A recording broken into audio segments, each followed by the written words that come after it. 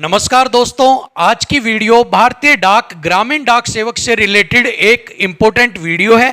आपके कैसे भी सवाल हो, चाहे वो आपकी टेम्परेरी या परमानेंट जॉब से रिलेटेड हो, कहाँ से फॉर्म फिल करें, आपको सैलरी हर साल इंक्रीमेंट कितना मिलेगा, कितने प्रतिशत वालों को ही फॉर्म फिल करना चाहिए, प्रमोशन कितनी साल बाद मिलेगा, साथ में ट्रांसफर कैसे होगा, जॉब को फिल करें या ना करें, आखिर में जॉब है कैसी, उन सारी चीज़ों के ऊपर आज हम बात करने वाले हैं। तो वीडियो के एंड तक आप जरूर देखिएगा, आपके सारे सवालों के जवाब आज इस वीडियो में आपको मिल जाएंगे। तो सबसे पहला सवाल, जॉब टेम्परेरी है या परमानेंट? बहुत सारे बच्चे पूछते हैं कि सर ये जॉब टेम्परेरी है क्या, कुछ कॉन्ट्रैक्ट बेस पे है क्या, या परमानेंट ये जॉब है? तो यहां पर मैं आपको बता दूं कि ये जॉब जो है ये आपकी भारतीय सरकार की जॉब है और यहां पर आपकी एक गवर्नमेंट जॉब है।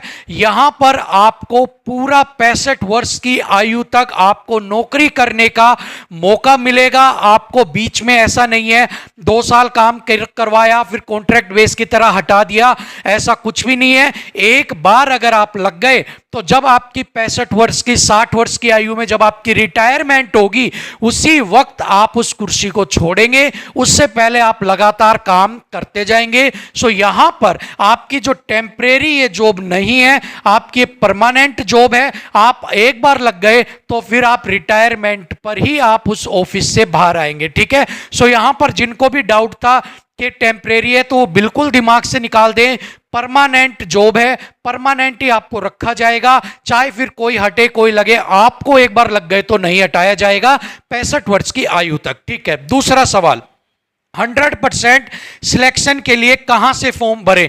बहुत सारा सवाल ये बच्चे पूछते हैं कि सर हमारा सिलेक्शन हो जाए, ऐसे हम फॉर्म को कहां से डालें? भाई पंजाब से डालें, बिहार से डालें, यूपी से, कहां से, जम्मू से डालें, झारखंड से डालें, कहां से डालें? तो ऐसे में यहां पर सबसे बड़ा सवाल और उसका बिल्कुल सीधा सा जवाब कि आप फॉर्म डालिए अपने सर्कल से। अब आप कहोगे सर मेरे सर्कल में तो कट ऑफ बहुत ज्यादा जाती है, ऐसे में मेरा सिलेक्शन तो होगा ही नहीं।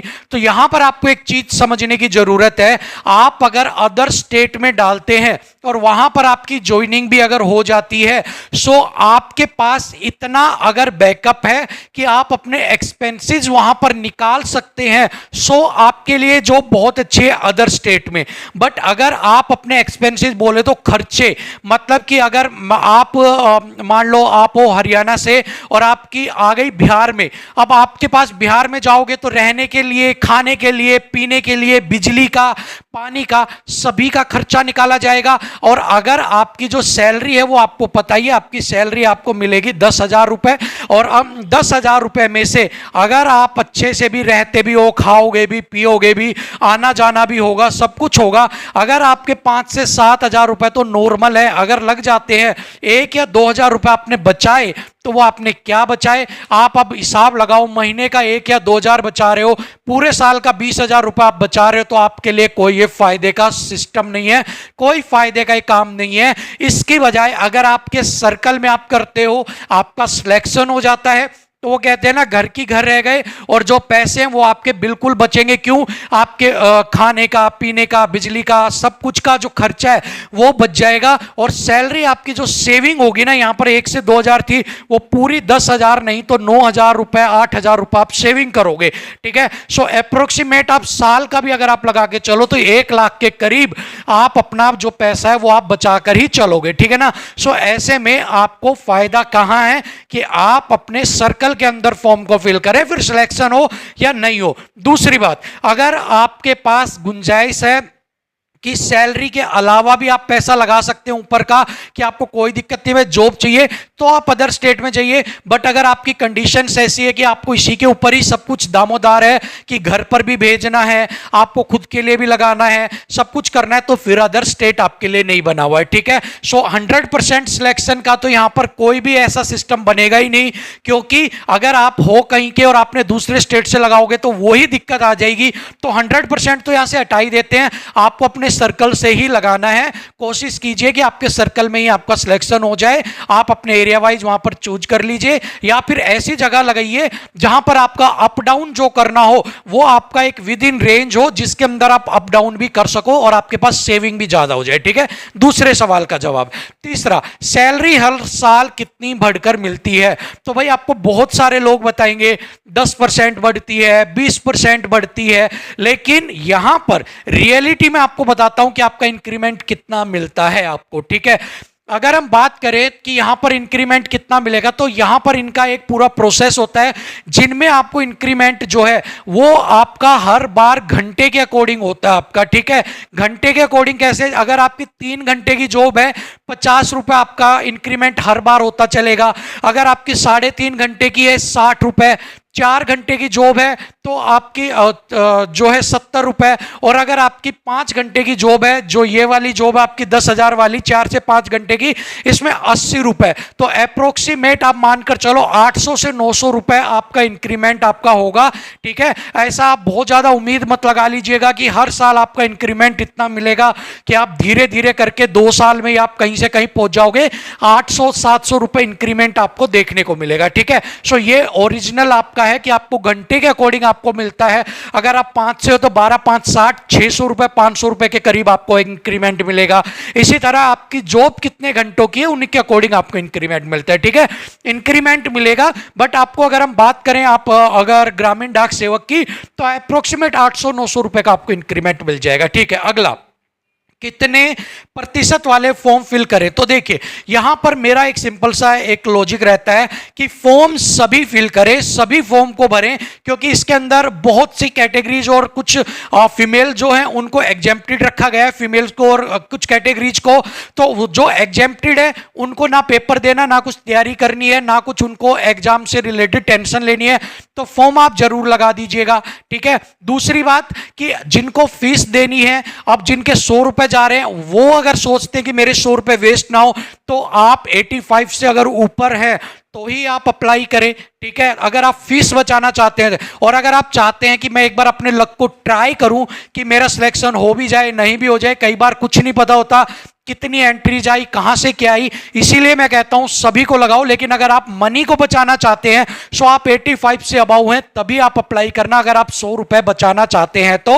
और अगर आपके लिए 100 रुपए मैटर नहीं करते, आप अप्लाई करना चाहते हैं या जिनके लिए फ्री हैं वो भी अप्लाई करना चाहते हैं, सो आपके कितने भी नंबर हैं आप अप्लाई कर दीजिए। लेकिन अगर मैं यहां बात करूं 95 से 100% सिलेक्शन कितने वालों के चांसेस ज्यादा है, सो जो 90 से अबाउ है, 90 प्लस हैं, उनके चांसेस यहां 90 से 100 तक है। 90 वाले के 90%, जैसे जैसे बढ़ता जाएगा आगे 100% की तरफ वो जाते जाएंगे। ठीक है, फॉर्म सभी लगा देना, कोई नुकसान नहीं है। सिर्फ ये एक रेंज इसलिए रखिए जिसको पैसे वेस्ट नहीं करना, जो चाहते हैं कि मैं 100 रुपए की तरफ बचाऊं ना कि मैं फॉर्म अप्लाई करूं, तो उनके लिए रेंज है। अदरवाइज सभी एक बार फॉर्म लगा देना, कुछ भी इसमें आपका नुकसान नहीं है। ठीक है, चलिए अगला, प्रमोशन कितनी साल में आपको मिलता है? ठीक है, अब भाई अब प्रमोशन की बात है, प्रमोशन कितने साल में मिलता है? सो यहां पर प्रमोशन के लिए आपके पास 3 आपके पास ऑप्शंस होते हैं। तीनों ऑप्शंस मैं अभी आपको बताऊंगा ये रब करने के बाद। उससे पहले एक बार ट्रांसफर पे आ जाते हैं। ट्रांसफर आपका कैसे किया जाता है? तो ट्रांसफर जब आपकी कुछ टाइम हो जाता है जॉब को करते वक्त, तो उस समय आपको अप्रैल और मई के अंदर आपके ट्रांसफर के जो है वो फॉर्म लिए जाते हैं कि आप कहां कहां आपको करवाना है। अगर आप अपनी सर्कल के अंदर ही किसी दूसरी पोस्ट ऑफिस में जाना चाहते हैं तो आपका जो है वो आपके सर्कल के ही जो पीएमएस होते हैं वहां से आपका पास हो जाएगा।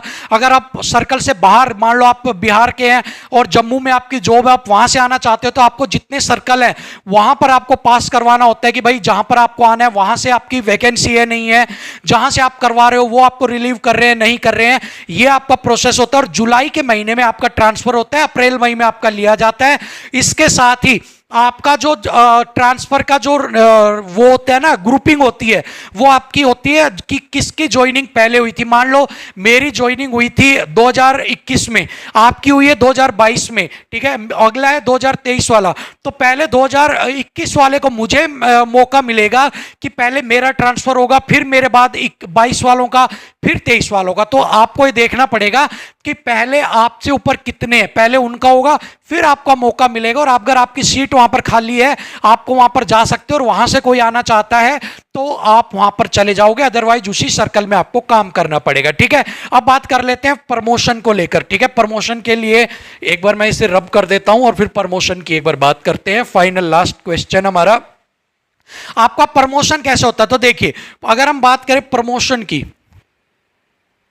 ठीक है, तो यहां पर प्रमोशन आपका 3 लेवल पर प्रमोशन यहां पर आपका किया जाता है। ठीक है, सबसे पहला किया जाता है एमटीएस, ठीक है, मल्टीटास्किंग स्टाफ के ऊपर। ठीक है, सारे एग्जाम बेस होते हैं आपके प्रमोशन। ठीक है, आप एग्जाम दो और ऊपर बढ़ते जाओ। ठीक है, दूसरा अगर हम बात करते हैं तो आपका पोस्टमैन, ठीक है, या फिर मेल गार्ड। ठीक है, मेल गार्ड। ठीक है, अगर इसके बाद तीसरी की अगर हम बात करते हैं तो तीसरा आपका होता है छटनी सहायक या फिर डाक सहायक। ठीक है, अब ये 3 प्रमोशन होती है। अब 3 प्रमोशन कैसे मिलती है, इस चीज को समझिए। सबसे पहले बात करते हैं एमटीएस की। एमटीएस के लिए आपके पास 3 ईयर की आपके पास जॉब होनी चाहिए। ठीक है, आपने 3 साल अगर जॉब कर रखी है, उसके बाद आप एमटीएस का पेपर दे सकते हो। इसके लिए आपका जो एग्जाम दोगे उसमें 2 पेपर होंगे, आपका पेपर 1, पेपर 2। इसमें दोनों ही आपकी एक बार योग्यता जो है वो आपकी नापी जाती है। उसके बाद आपका जो प्रमोशन है वो किस पे कर दिया जाता है, एमटीएस के अंदर। और जो आपकी सैलरी होती है वो अप्रोक्सीमेट यहां पर 20,000 रुपए पर मंथ हो जाती है आपकी। ठीक है, 20,000 रुपए महीना हो जाती है आपकी एमटीएस पे आने के बाद। ठीक है, अगर हम बात करते हैं पोस्टमैन या मेल गार्ड की, तो यहां पर आपके पास 5 साल की जॉब होनी चाहिए।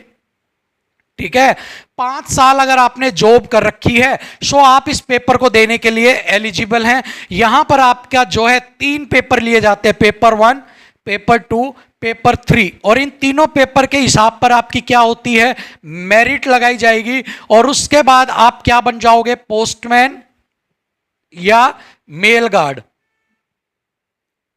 ठीक है, और आपकी जो सैलरी है वो कितनी हो जाएगी, 25,000 रुपए पर मंथ। ठीक है, 25,000 रुपए महीना। अगर हम बात करते हैं छटनी सहायक और डाक सहायक, तो यहां पर आपकी जो जॉब होनी चाहिए वो 5 ईयर की। ठीक है, 5 ईयर आपकी जॉब होनी चाहिए। ठीक है, इसके बाद अगर हम बात करते हैं 12th आपने पास कर रखी हो। अब आप 10th के बेस पे लगे हो, आपने 12th नहीं की है तो आप छटनी सहायक और डाक सहायक के पद पर नहीं जा सकते। 12th हो, 5 साल का आपका ये हो, 3 पेपर आपको निकालने हैं, पेपर 1, पेपर 2 और पेपर 3। इनके बाद आपकी बनेगी मेरिट, और मेरिट के बाद आपकी आप बन जाओगे डाक सहायक और छटनी सहायक। और आपकी जो सैलरी है वो हो जाएगी 40,000 रुपए पर मंथ। ठीक है, ये आपका है प्रमोशन का सारा प्रोटोकॉल। 40,000 रुपए आपकी, यहां पर 25,000, यहां पर 20,000। ये 3 साल बाद कर सकते हो, ये भी 5 साल बाद कर सकते हो, ये भी कर सकते हो, आपकी मर्जी। आप इस पे जाना चाहो, इस पे जाना चाहो, पर यहां पर 12th पास आपका जरूरी है, ये आपके 10th के बेस पे चल जाएगी। ठीक है, तो ये आपका प्रमोशन का है। ठीक है ना, अब लास्ट का फाइनल सवाल था कंक्लूजन, कि जॉब करनी चाहिए या नहीं करनी चाहिए, सबसे बड़ा सवाल। तो देखिए, अगर भाई आपके पास जॉब है ही नहीं, ठीक है, आपके पास जॉब है ही नहीं, आप कहीं से कोई प्राइवेट में काम करते हैं या कहीं कॉन्ट्रैक्ट बेस पे काम करते हैं, और अगर आपका सिलेक्शन 10वीं में अच्छे नंबर है इस पे हो गया, तो आपको कुछ नहीं करना। आप उस धक्के खा रहे हो प्राइवेट में ना, उससे अच्छा है आपका सीधा सा काम है सरकारी नौकरी लग जाओ। ठीक है, इज्जत तो मिले ही मिलेगी, साथ में आपका सारा काम भी ठीक हो जाएगा। दूसरा, 3 साल वहां जॉब में बैठे रहो, अपने सर्कल में आ जाता है तो 3 साल के लिए बैठे रहो। 3 साल का होते के साथ ही आपको कुछ इंक्रीमेंट भी मिलता रहेगा। आप 10,000 से लगोगे, 1 साल आपने किया, आपका 11,000 के करीब हो जाएगी, अगली साल करोगे 12,000 हो जाएगी। 3 साल के बाद आप एमटीएस का पेपर निकाल लो। ठीक है, तैयारी करते रहो 3 साल। 3 साल के बाद एमटीएस को निकाल लो, 20,000 रुपए आपकी सैलरी हो जाएगी। ठीक है, स्टेबल हो गए थोड़े से। 20,000 के बाद 5 साल, 2 साल के बाद इसमें भी इंक्रीमेंट मिलेगा, 25 तक आप 20-22 तक पहुंचोगे। इतने 5 साल होंगे। ये पेपर अगर आप निकाल सकते हो, तैयारी करते रहो, ये निकाल लो, 25 जो है 1,000 रुपए सैलरी हो जाएगी। यहां पर पहुंच जाओगे, प्रमोशन हो जाएगी। यहां पर आप जाओगे मैक्सिमम, अगर आपकी उम्र 40 साल नहीं हुई है, इसके अंदर एक कंडीशन और है, 40 साल मैक्सिमम उम्र है। अगर आप 40 से छोटे हो तो आप ये फाइनल जो है ये निकाल लेना, 40,000 रुपए तक आप पहुंच जाओगे। टाइम कितना लगेगा आपका देख लो, 3 साल। 2 साल बाद आप 5 पे पहुंच जाओगे, तो टोटल 5 साल। और प्रमोशन कोई भी ले लेना, चाहिए ये ले लो, चाहिए ये ले लो, ठीक है। प्रमोशन आपको मिल गई, उसके बाद आपकी 40,000 रुपए सैलरी हो जाएगी। आराम से आपको इंक्रीमेंट मिलता रहेगा, रिटायरमेंट तक आप पहुंचोगे आराम से, आप 55-60 तक आप पहुंच जाओगे, ठीक है। सो ये उनके लिए। अब दूसरी बात करते हैं जिनकी भाई माली हालत ठीक है, ठीक है, जो और भी एग्जाम की तैयारी कर रहे हैं, जो सब कुछ कर रहे हैं, तो भाई वो इसमें मत फंसना, ठीक है। क्योंकि 10,000 के चक्कर के अंदर आप अगर फंस जाओगे तो फिर आप कुछ ऊंचा नहीं उड़ पाओगे, ठीक है ना। उसी के चक्कर में फंस के रह जाओगे। क्योंकि रियलिटी ये है, बताया जाता है कि 3 से 4 घंटे काम होता है, वहां पर जाकर वो कहते हैं ना बिल्कुल रगड़ दिया जाता है, आपके घंटे बढ़ा दिए जाते हैं, सब कुछ वो कागज में कुछ होता है, एक्चुअल में कुछ होता है। सो जिनको भी कुछ बड़ी तैयारी करनी है, एसएससी की करनी है या कोई स्टेट लेवल एग्जाम की करनी है, पुलिस वगैरह की करनी है, सो वो उसमें अपना टाइम इन्वेस्ट कर दें। क्योंकि जब आप वहां लगोगे तो वहां आपको सैलरी और अच्छी मिलेगी, ठीक है। दूसरा, ये जॉब उनके लिए भी है जिनको आगे तैयारी तो करनी है, बट उनको फिलहाल घर की तरफ से अगर वो फाइनेंशियल स्ट्रोंग नहीं है और उनको कुछ धन की जरूरत है, कुछ पैसे की जरूरत है, तो यहां जॉब लग सकती है। उसके बाद वो तैयारी करते रहे, लग गई तो ठीक है, अदरवाइज वो तैयारी जो कर रहे वो मेहनत यहां पर काम आएगी। और प्रमोशन लेके वो 5 साल के अंदर 40,000 पे पहुंच जाएंगे। और आगे कुछ साल बाद, ठीक है, आगे कुछ साल बाद वो 60-70 तक भी पहुंच जाएंगे, कोई बड़ी बात नहीं, इंक्रीमेंट मिलता रहेगा आपको, ठीक है। सो ये सारा कंक्लूजन था। मैंने अब आपके ऊपर है, जॉब करनी है नहीं करनी है, हर एक चीज आपको खोलकर मैंने बता दी है। और कोई डाउट है तो कमेंट में जरूर पूछना। फिलहाल के लिए वीडियो में इतना ही। लाइक शेयर कर देना, आपके लिए पूरी मेहनत की जा रही है। सो अभी के लिए इजाजत दीजिए, नमस्कार।